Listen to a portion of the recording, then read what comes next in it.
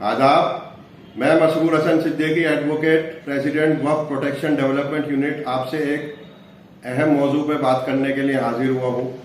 आज़ादी का अमृत महोत्सव है, 75 साल आज़ादी के मनाए जा रहे हैं। माइनॉरिटीज़ को हर जगह दबाया जाता है, ख़ासतौर पे मुसलमानों के हुकूक की पामाली होती है और हम इसी बात में लगे रहते हैं कि हमें कांग्रेस ने ज़्यादा नुकसान पहुँचाया या बीजेपी ने ज़्यादा नुकसान पहुँचाया। लेकिन आपको आज एक ऐसी बात बताने जा रहा हूँ जिससे आप अचंभे में पड़ जाएंगे कि हमें सबसे ज़्यादा नुकसान पहुँचाने वाली पार्टी जो आज साबित हुई है वो है आम आदमी पार्टी और उसके मातहत चलने वाले दिल्ली वक्फ बोर्ड, जिसकी सरबराही आम आदमी पार्टी के ओखला के एमएलए अमानतुल्लाह खान साहब कर रहे हैं। अब आप कहेंगे ये नुकसान कैसे पहुंचा? आपको याद होगा कि सन 2014 में यूपीए गवर्नमेंट ने इलेक्शन से कबल मॉडल कोड ऑफ कंडक्ट लागू होने से पहले एक नोटिफिकेशन जारी करी थी जिसमें उन्होंने 123 वक्फ प्रॉपर्टीज को डी नोटिफाई कर दिया था और उसका मतलब ये था कि ये प्रॉपर्टीज अब गवर्नमेंट की तहवील से या गवर्नमेंट के कंट्रोल से हटकर दिल्ली वक्फ बोर्ड की तहवील में चली जाएंगी। ये प्रॉपर्टीज का तनाज़े कहां से हुआ, तो इसका थोड़ा एक पस मंजर जानना जरूरी है। 1911 में जब दिल्ली दरबार हुआ और कलकत्ता से अंग्रेजों ने तय किया कि कैपिटल दिल्ली में शिफ्ट की जाएगी, तो दिल्ली में डेवलपमेंट के काम बहुत ज़्यादा होने थे। दिल्ली में ऑफिसेज वगैरह भी बनाने थे और कॉलोनीज भी बनानी थी क्योंकि कलकत्ता से कैपिटल शिफ्ट होनी थी। तो 1911 से लेकर 1915 के बीच में अंग्रेजों ने उस टाइम में दिल्ली में बहुत सारी प्रॉपर्टी एक्वायर करी। उसमें जो बहुत सारी प्रॉपर्टी एक्वायर करी वो थी वक्फ प्रॉपर्टीज। तो उस जमाने में मुसलमानों ने उसको थोड़ा उसके साथ एतराज भी जताया कि हमारी वक्फ प्रॉपर्टीज है, आप उसको एक्वायर नहीं कीजिए। हालांकि अंग्रेज गवर्नमेंट उसका कंपनसेशन दे रही थी, लेकिन उन्होंने उस टाइम उसका कंपनसेशन लेने से इनकार भी कर दिया और उनका यह भी मौकफ था कि once a Waqf always a वक्फ। एक बार जो वक्फ हो गई वो ताक़यामत चीज़ वक्फ रहती है, उसमें कोई रद्दो बदल नहीं हो सकती, उसको खरीद फरोख्त नहीं हो सकती, उसको हमसे भी इस्तेमाल कर सकते हैं। लेकिन वो अंग्रेज़ों ने उनको अपने तहवील में ले लिया था। फिर 1954 में वक्फ एक्ट बना। वक्फ एक्ट बनने के बाद 1970 में दिल्ली में वक्फ प्रॉपर्टीज का एक सर्वे हुआ। उस वक्फ सर्वे के बाद जो गजट नोटिफिकेशन हुआ उसमें दिल्ली की तमाम वक्फ प्रॉपर्टीज जो सर्वे में आई थी उनकी पूरी डिटेल्स इंदराज कर दी गई। किसने वक्फ किया, कैसे किया, किस पर्पज के लिए वक्फ था, कितना एरिया है, किस काम में इसका आमदनी इस्तेमाल हो सकती है, वो सारी डिटेल उसमें मेंशन थी। तो उसके बाद जब ये हो गया तो LNDO ने और DDA ने उस वक्फ सर्वे को चैलेंज किया और डिक्लेरेटरी सूट डाले बहुत सारे, जिसमें उन्होंने कहा कि ये वक्फ प्रॉपर्टीज नहीं है बल्कि ये तो गवर्नमेंट की प्रॉपर्टीज है क्योंकि गवर्नमेंट ने उन्हें एक्वायर कर लिया था। तो ये मामला इल्तवा में पड़ा रहा और इसमें लोग अपना पक्ष रखते रहे। 1984 में आके कांग्रेस गवर्नमेंट ने कैबिनेट की एक मीटिंग करी और उसमें उन्होंने इस चीज़ को तय कर लिया कि ये 123 वक्फ प्रॉपर्टीज जो है ये डिनोटिफाई कर दी जाएंगी। और लेकिन वो इम्प्लीमेंट होता उससे पहले ही विश्व हिंदू परिषद ने हाई कोर्ट में रिट लगा दी और उन्होंने कह दिया कि गवर्नमेंट ने जो प्रॉपर्टी एक्वायर करी थी वो एक्वायर करी थी section 48 of land acquisition act में, और उसमें एक बार जो प्रॉपर्टी गवर्नमेंट एक बार एक्वायर कर लेती है और उसका कब्जा ले लेती है तो उसको जो है फिर डी नोटिफाई नहीं किया जा सकता और उसको रिलीज नहीं किया जा सकता गवर्नमेंट के कब्जे में से। तो मतलब वो गवर्नमेंट के कब्जे में ही रहती। तो इस बात को लेकर इन्होंने हाई कोर्ट में रिट लगा दी थी। हाई कोर्ट ने उस रिट पिटीशन को ये कह के डिस्पोज किया कि गवर्नमेंट इस चीज़ की इंक्वायरी करे और दोबारा से इसको देखे क्या इनका मौक़िफ़ है विश्व हिंदू परिषद वालों का और उसमें फैसला करे। ये बात है 2011 की। उसके बाद कमेटी बन गई, 1 मैन कमेटी बनी।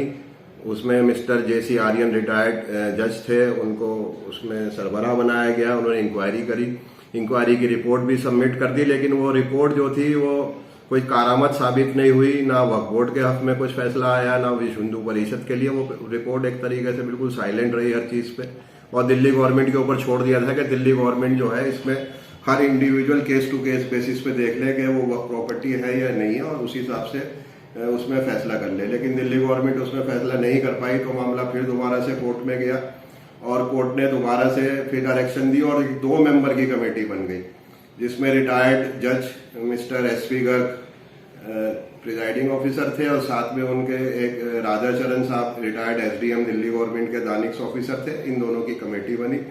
उस कमेटी ने अखबार में इश्तहार दिया जिसमें कहा कि 9/11/21 तक जो भी स्टेक होल्डर्स हैं वो 30 दिन के अंदर अंदर अपनी ऑब्जेक्शंस दे दें।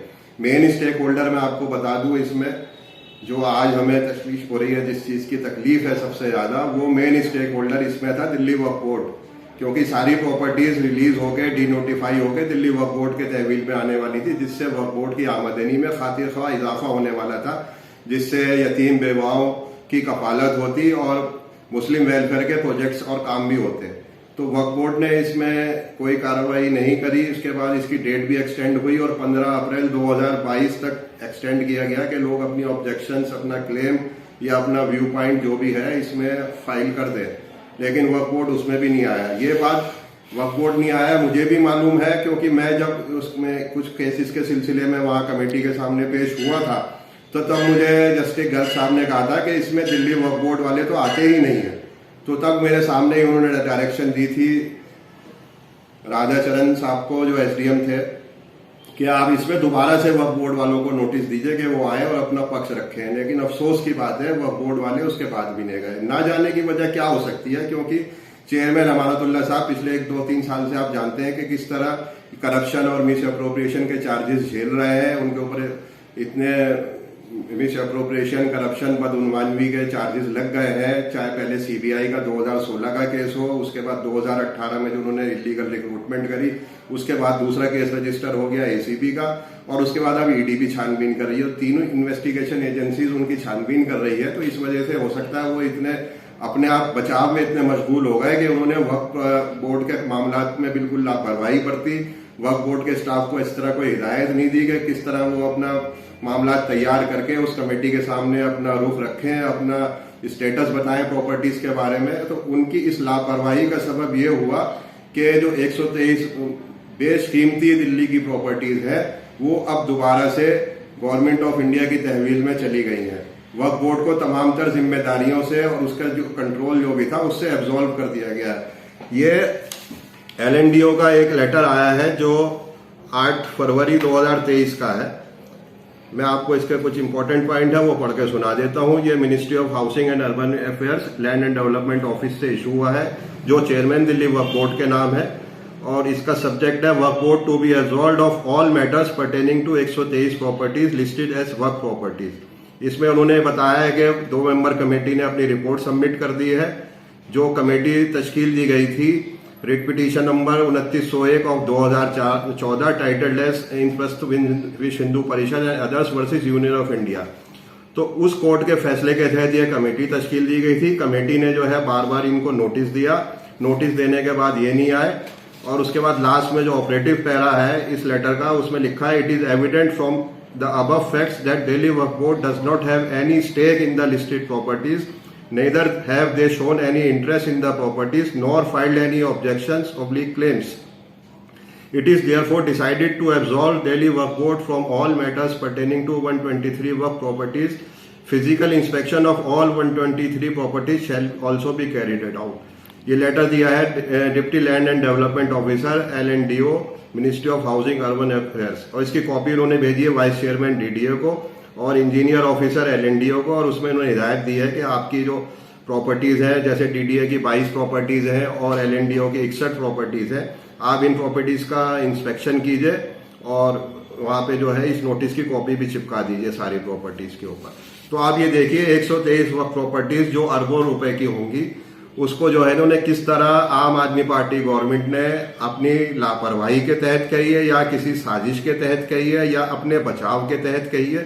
इन्होंने जो है मुसलमानों की जो स्टेक था 123 प्रॉपर्टी से अपनी लापरवाही के तहत बिल्कुल खत्म कर दिया। अब एक और लंबी जद्दोजहद शुरू होगी। हम भी कोर्ट में जाएंगे और कोर्ट में जाके अगर हम इस चीज की पैरवी करेंगे, मुसलमानों का पक्ष रखेंगे, और भी जो स्टेक होल्डर्स हैं वो भी जाएंगे। और हमने वक्फ बोर्ड से भी इस पर रब्ता करना है कि वक्फ बोर्ड वालों के अगर हमारा जितना भी ताउन चाहिए इसमें हम उनका भी ताउन करने को चाहिए, क्योंकि यह कौम का असासा है। हमारे बुजुर्ग जो इसको वक्फ कर गए थे कौम के लिए, कौम की फलाह और बहबूद के लिए, फलाह के कामों के लिए, तो इसमें हम सबको आगे आना चाहिए। मैं अपनी तरफ से वक्फ प्रोटेक्शन डेवलपमेंट यूनिट की तरफ से इस बात की यकीन दहानी कराना चाहता हूँ कि हमारा इसमें हर मुमकिन ताउन होगा, कानूनी चारागोही भी करेंगे ताकि ये वक्फ प्रॉपर्टीज जो है हमारे हाथ से ना जाए। एक शोषा जो अभी छोड़ा गया है विश्व हिंदू परिषद की तरफ से या हिंदू कम्युनिटी की तरफ से, वो ये है कि उन्होंने कहा है जी गवर्नमेंट को कि आप सनातन बोर्ड बनाइए। सनातन बोर्ड वो किस चीज़ का बनाना चाहते हैं? सनातन बोर्ड के तहत ही वो उनकी एक साजिश ये होगी कि जितनी भी वक्फ प्रॉपर्टीज़ हैं वो उसको चैलेंज करेंगे कि ये वक्फ प्रॉपर्टीज़ नहीं है, और उसके बाद वो सनातन बोर्ड जो है उसे चैलेंज करेगा और वो मामला जो है कोर्ट में चला जाएगा, इल्तवा में पड़ जाएगा। उसके बाद जो भी फैसला होगा, आप समझते हैं कि आजकल अदालतों का क्या रुख हो रहा है। और वक्फ बोर्ड आमतौर पे जो है हमारे वहाँ पे रिकॉर्ड इस तरह महफूज नहीं है, वक्फनामे वहाँ पे नहीं है, और बहुत सारी प्रॉपर्टीज ऐसी हैं जो इतनी पुरानी है, 300, 400, 500 साल पुरानी है, उनके वक्फ के दस्तावेज भी मौजूद नहीं है। तो उसको साबित करना बहुत मुश्किल हो जाएगा। बाई यूजर अगर आप साबित कर सकते हैं वो तो आप कर सकते हैं कि कोई मस्जिद है, कोई खानका है, दरगाह है, कब्रस्तान है, वो 300-400 साल पुराना है, तो उसे बाई यूजर तो आप साबित कर सकते हैं कि ये वक्फ प्रॉपर्टी है, क्योंकि यहाँ पे वो काम हो रहे हैं जो इस्लाम के हिसाब से हैं, चाहे मस्जिद हो, मदरसा हो, कब्रस्तान हो, खानका हो, दरगाह हो। लेकिन कोई रेजिडेंशियल या कमर्शियल प्रॉपर्टी हो जहाँ पे रेजिडेंशियल या कमर्शियल एक्टिविटी है, तो उसके आप बाई यूजर साबित नहीं कर पाएंगे कि ये वक्फ प्रॉपर्टीज है। तो अगर ये सनातन बोर्ड बन जाता है तो ये एक साजिश के तहत बनेगा और इसे वक्फ के इदारे को ही नुकसान करने के लिए होगा। तो इसलिए हम सबको अब एकजुट हो जाना चाहिए। और वक्फ प्रोटेक्शन डेवलपमेंट यूनिट के तहत हम अपना खुद एक सर्वे करने वाले हैं पूरी पुरानी दिल्ली में, जो 1970 का गजट है उसके हिसाब से, जो जहाँ जहाँ वक्फ प्रॉपर्टीज है बाकायदा उनको आइडेंटिफाई करेंगे हम, और आइडेंटिफाई करने के बाद वहाँ के अहले इलाका को उस खाते में जोड़ेंगे, और ताकि वक्फ प्रॉपर्टीज का तहफ़्फ़ुज़ हो सके, वक्फ प्रॉपर्टी की खरीद फरोख्त ना हो सके, उस पर कोई कब्जे ना हो सके। तो अहले इलाका जो है उस पर हमारी जो है आँख और कान बन के वहाँ पे काम करेंगे, और हम सब मुत्तहिद होके दिल्ली में वक्फ का जो जितनी भी प्रॉपर्टीज़ है और वक्फ का इदारा है उसको महफूज रखेंगे। आपका इसमें मुझे ताउन भी चाहिए। शुक्रिया। ठीक है।